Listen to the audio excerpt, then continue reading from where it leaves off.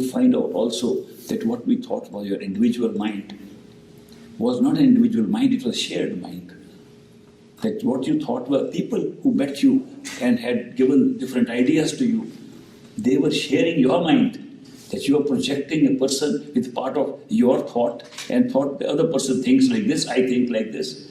That the whole thinking process is a shared process from one mind. It's a great experience to know that a universal mind exists at the causal stage of creation and that all minds that we are operating here are participating in a single mind because we projecting them. We're projecting all and putting different ideas, how they speak to us, how they tell us things. We are projecting.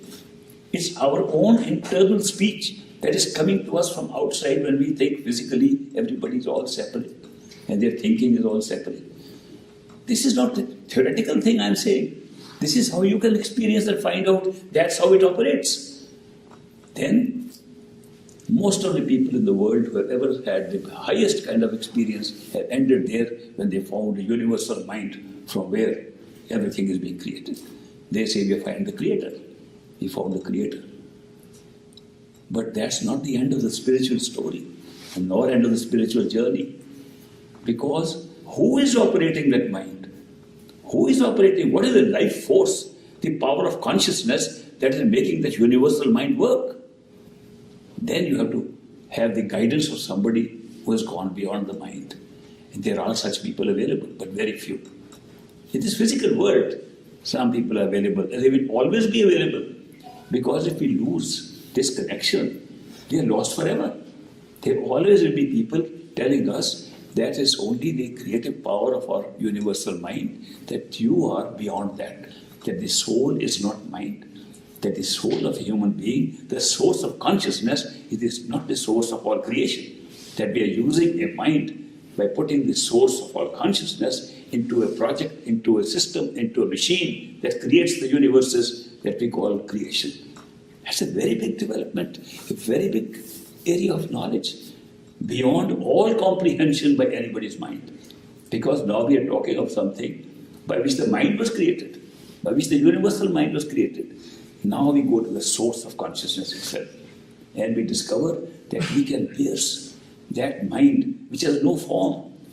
It is not like the sensory body or the astral body or the physical body. It's a formless thing, but we give it a form to create forms. But when you pierce through that one, and in the head, conscious head of the center of that body, which we call the causal body, you discover that the source of consciousness was not that. It was also dependent for its life. The universal mind was dependent for its life upon inner consciousness, which was the source of all life, of the mind and of all worlds that have been created. That ability to go beyond the mind to the very source of consciousness is given to all of us sitting here. That amazes me the most. That here we are sitting, living in a very tiny fraction of possibility in this world, and we don't even know all this treasure is hidden right inside us. That we have so much information, knowledge, with the ability, not only in knowledge and information, ability to pierce, while we are a human being, to pierce through all this. When we go within the mind and find out what is making it alive, we discover that is our true self. That's the consciousness that makes the mind alive. That's the consciousness that makes the mind alive, and through the mind makes sensory systems alive, and through them make the bodies alive, make this whole world alive. We can see it for ourselves. It's not a conjecture. It's not somebody saying it is possible. Well, saying it is possible does not mean you had any experience of it. There's still an area of doubt when you say it is possible. This is something you personally experience, and once you experience that awakening, once you experience an awakening of that level, it's no longer a matter of any discussion. Then we are just living in a world which is created for having different experiences. We discover we are not in the state in the physical world to do anything else except to have experiences, different experiences. We love to have experiences. Why? Because we are consciousness. And consciousness subsists by being conscious of something. Whatever it becomes conscious of becomes creation.